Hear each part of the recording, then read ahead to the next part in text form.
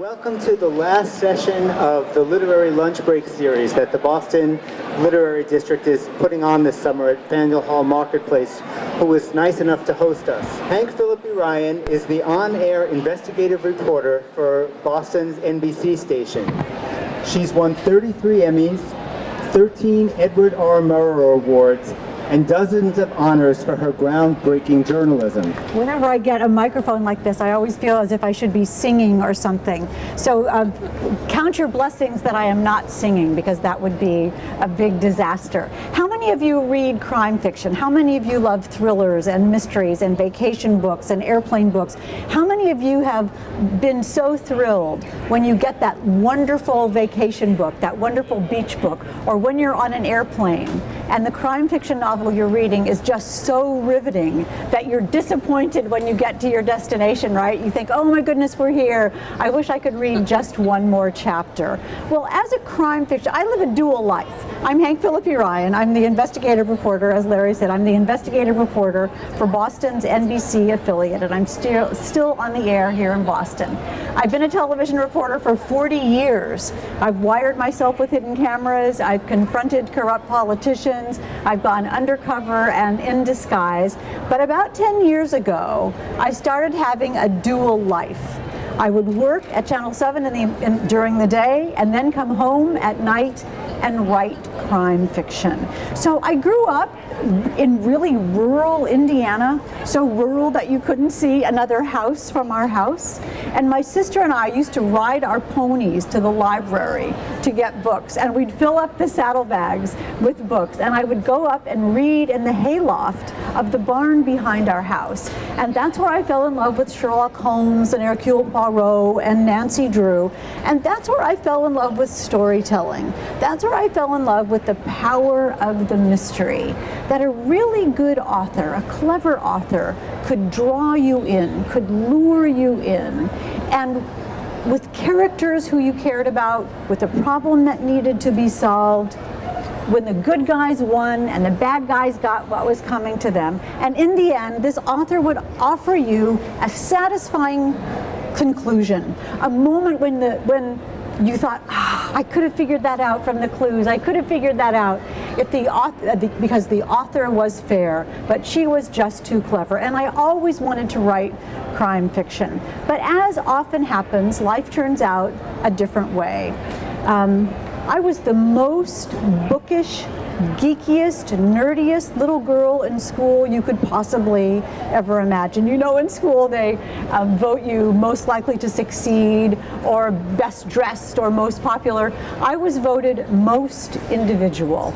Most individual, which means, you know, most unlike the rest of us, most we don't want to be with you, most misfit. They put my picture in the school newspaper upside down. Just to show, I know, just to prove how different I was. And I was unhappy, and I remember going home and saying to my mom, this isn't fair. This isn't fair. The world is just not fair, and why does it have to be this way? And after she cuddled me and comforted me, as all moms do, of course, she said to me, listen, kiddo, you're gonna have to get over it, because life isn't fair.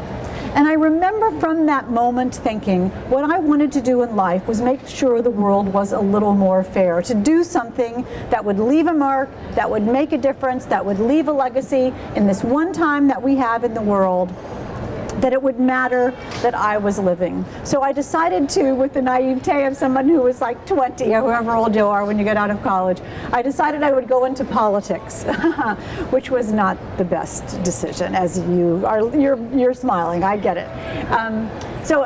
Sadly, not one candidate I ever worked for actually won election, and that is one of those times that when you listen to the universe, you realize that it's saying to you, find another career, right?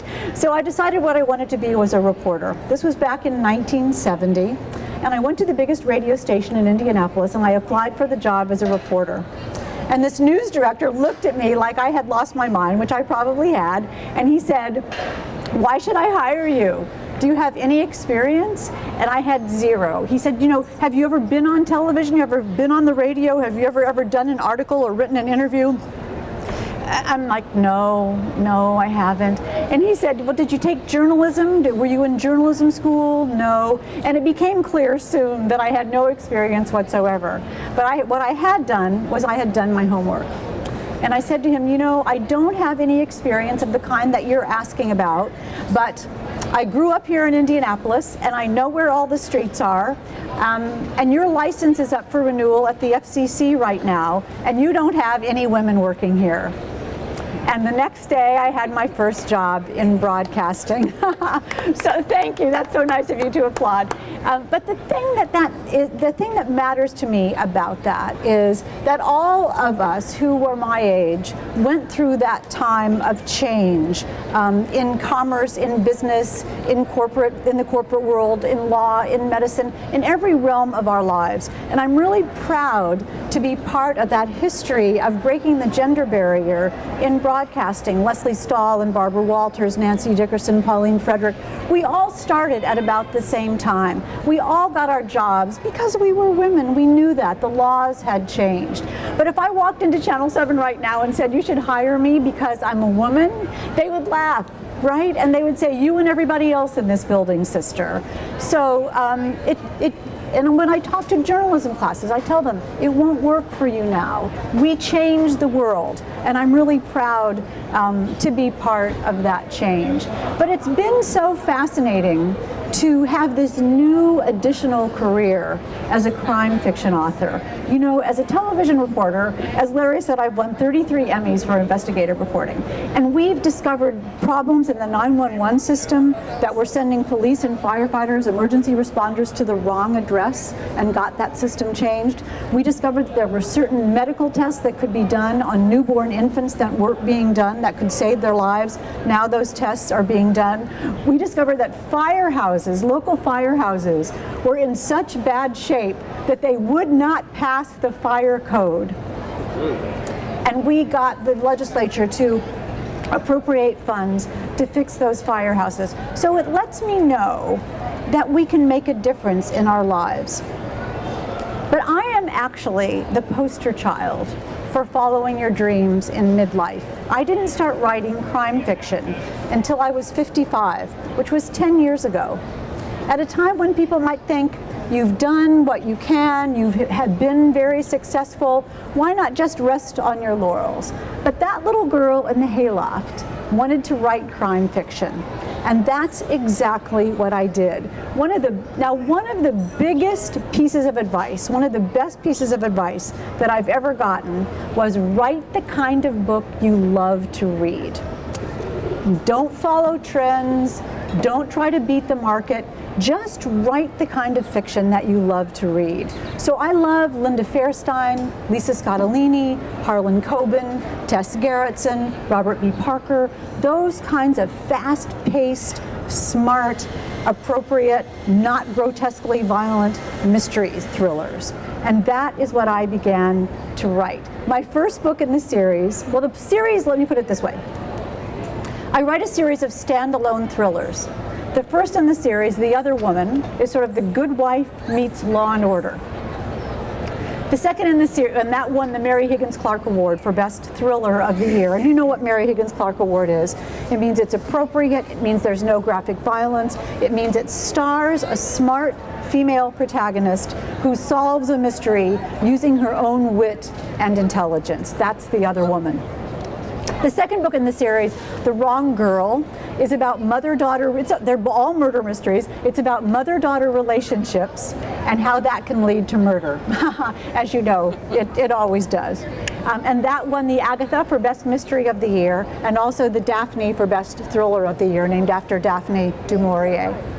My new book, my brand new book, Truth Be Told, which has just been named a Library Journal Best of 2014 and won this year's Agatha for Best Mystery of the Year. So that's an incredible honor. And let me tell you a little bit about Truth Be Told. One of the things that happens as an investigative reporter, and one of the fabulous things about this dual career, is that each career feeds the other. So every day as an investigative reporter, I'm getting great ideas for crime fiction. And that's exactly what happened with Truth Be Told. My photographer and I were covering an eviction in a middle-class Boston neighborhood. And at one point, I saw one of the constables come to the front door, stand silhouetted in the open front door, this empty house behind him. And he looked very upset. And I said to my photographer, something has gone on inside that house. Something's going on in there. And my photographer said, yeah, that guy looks pretty upset. And I said, what if they found a dead body in that house? And my photographer laughed and he's like, they didn't find a dead body in there. Are you kidding me? That's not what happened. But I'm a crime fiction author. My whole brain is consumed with what if something else happened? And that was the beginning, and you'll see if you read Truth Be Told, and I hope you do, that is the beginning of Truth Be Told. That is the first scene of Truth Be Told. Now in real life there was not a dead body in the back room of that house. But I began to wonder, what if the deputies, the constables, are inside this house cleaning it out for the bank to take it over? And they go through the living room and they clean it all out, and they go through the dining room and they clean it all out, and they go through the first bedroom and they clean it all out, and they go through the back bedroom, and in the very last room, in the very last place that they've cleaned up, they open the closet door, and inside is a dead body. I thought, oh my goodness, the police have ruined their own crime scene. And I thought, that is the moment for the beginning of a novel. So that was the genesis, that was the beginning of Truth Be Told. Truth Be Told is about a mortgage banker turned Robin Hood who decides to manipulate people's mortgage payment records to make it look like they've paid their mortgage to keep them out of foreclosure, which is a very nice, lovely, brilliant idea, but has the negative of robbing the bank. So it's about a banker who decides to rob the bank from the inside. It's also about what really goes on inside those empty foreclosed homes. What could really be happening in those buildings where someone has the key and someone knows who's inside and someone knows how long they'll be empty? What could really be happening in there? It's also about an unsolved murder, a cold case, an unsolved murder that took place in the Arnold Arboretum on Lilac Sunday, and they've never found the killer of the young girl. It's also about a reporter who makes stuff up. So putting that all together, I know you're laughing because it could never happen. Put that all together, and that is Truth Be Told. I have two favorite reviews of Truth Be Told. One was the Library Journal starred review that said, drop everything and binge read until the mind-boggling conclusion. That's of Truth Be Told. And the other great review was the starred review from Booklist, which said, in Ryan's adroit hands, even foreclosures can be sexy. So that's a good review. That's a good review. So, you know, as you hear, these books have gotten acclaim from all across the country. But for you in New England, they will mean something very special. You all know, for instance, what happens if somebody parks in your parking space when you've shoveled it out, and when you put a chair in that parking space and somebody parks there, you know what's going to happen. You know what it means when somebody orders a Dunkin's regular. You know what that means. So people in the other parts of the country don't understand that as much as we all in New England do. Or we'll be driving along the Mass Pike, and I'll say to my husband, oh, exit 17, this is where Jane, the main character, was chased by a bad guy. And then I think, no, I made that up. I made that up. So there's a real authenticity, a real verisimilitude about New England. So how many of you are from out of town? How many of you from Boston? Oh, yay. All right, so you'll get it. You'll completely get it. This is, if you like Robert B. Parker, if you like Tess Gerritsen, if you like Harlan Coben, these are the books for you. And I'll quickly tell you about the brand new one called What You See, which comes out this fall. What You See, if you look around us, I'm sure you'll see that there are surveillance cameras. If you walk about a half a block from here, there's Curly Park, where there are two statues of Mayor Curly. The beginning of What You See, and I won't tell you what it is, takes place in that very Curly Park. So if you walk over there to that venue today and visit, you'll see where the opening scene of What You See takes place. But What You See is all about surveillance, it's all about cameras, it's all about hidden video. We've seen on television those videos of the football player who punches the woman and the actor who trashes his hotel room.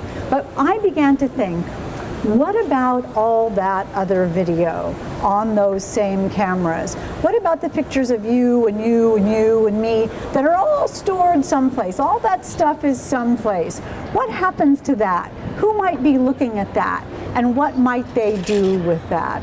So that is What You See, which I hope you'll look for, which comes out October 20th. It's already gotten a starred review from Library Journal, and it's been named a top pick by the Top Mystery Magazine, which said this is extraordinary suspense. So I'm the poster child for following your dreams in midlife. This is the wonderful new second half of my career. When I finished writing my first book, I called my husband into the room and I said, "Sweetheart, watch this." And I typed the end. And then I burst into tears. I burst into tears because I knew no matter what happened after that, that little girl in the hayloft had written the mystery she always wanted to. So I shouldn't have cried when I typed the end. It was because it wasn't the end at all. It was the beginning of this wonderful new second half of my life and career. And I'm so pleased that you all, thank you, came here today to share that with me. Thank you so much.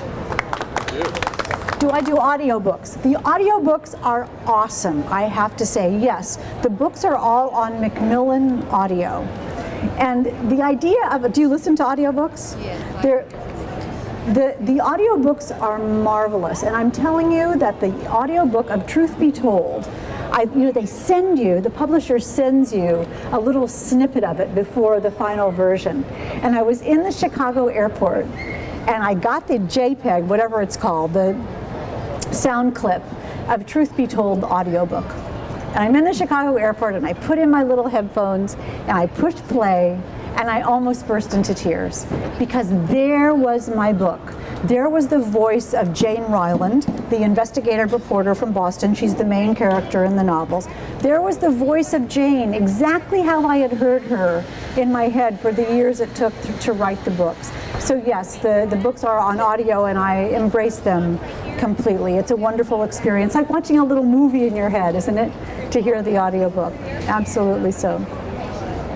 Yes, you can visualize every bit of it, and that's how I write it. You know, I've been a television reporter for so long, and I understand video, and I understand the pictures, and I understand how important it is in crime fiction to let you, as the reader, envision exactly what's happening in your own special way. Because we all think of Jane Ryland as looking a little bit different, and we all think of Detective Jake Brogan. Each of us will have our own vision of what he's like. But I try to paint as cinematic and vivid a picture as I possibly can of what happens, and I hope that comes through in audio and in the book. Thank you. Does writing the book go faster now than when I started? Such a fascinating question. You know, when I started writing my first book, which was about 10 years ago, I so much didn't know how much I didn't know that it was I was sitting at my desk, typing away, thinking, oh, I'm a natural, I got this. You know, how hard can it be to write a book? And about halfway through, I realized how hard it could be to write a book. It was unbelievably daunting. And I remember very clearly calling my mom when I was halfway through my first book. And I said, you know, Mom, I love this book. It was called Prime Time. I love this book, and I think readers will love it, but I'm not quite sure I can finish it. And she paused, and then she says, in this very mom voice, she says, well, dear, you will if you want to. And I thought, you will if you want to. You know, when I think about that all the time now. Now, writing what's now going to be my 9th book, it's very, very difficult. I would say it is much more difficult now than it was when I started. I'm better at it. You know, I have the sort of baggage, interestingly, of knowing what I'm doing. So my sort of self-editor is hovering over my shoulder all the time, saying, this better be good, this better be good, this better be better, this better be better than the last one. You know, you have to, you know, my audience, and it's so funny to talk about this, but I have fans and people who send me email and people who are waiting for the books, and I just want to make sure they're thrilled and happy, and that every time they read one of my books, they say, this is the best yet. I can't wait for the next one. So the pressure of kind of success is lovely and fabulous, and I wouldn't have it any other way, but it certainly exists. Yeah, I should be home right now writing the next book. Do I have certain rituals or methods that help me write? I love this because every writer is a little bit superstitious. Long ago, I worked for Rolling Stone magazine, gosh, in the 70s, and I interviewed Norman Mailer. And I said to him, after having read Armies of the Night, I said to him, are you superstitious at all? And he goes, oh my gosh, I'm so superstitious. I don't make a move without making sure it's okay in some way. He was unbelievably careful and ritualistic about his writing and his whole life. I try not to have rituals that I need to do because I'm on book tour so much, I'm in the flying so much, I'm in different cities so much, I have to write in different places so much, that if I had a thing that I had to do, I might not be able to write. I am very, very organized. I have so many crushing deadlines that I have to be organized. So I have a chart that I know how many words a day I have to write to be finished by the time that I need to be finished. And so my little fabulous ritual is that every morning when I start writing, I go to the fabulous word count, see how many words I've now written, and I enter that on the chart. Like when we were little and you give yourself a gold star for, you know, doing your chores for the day. So I give myself that little numerical gold star that proves I've done my work. What happens is when you're writing and when you're in the flow and when it's going well, what happens is that the time disappears. I'll look up and I'll realize that 3 hours have gone by and I had no idea.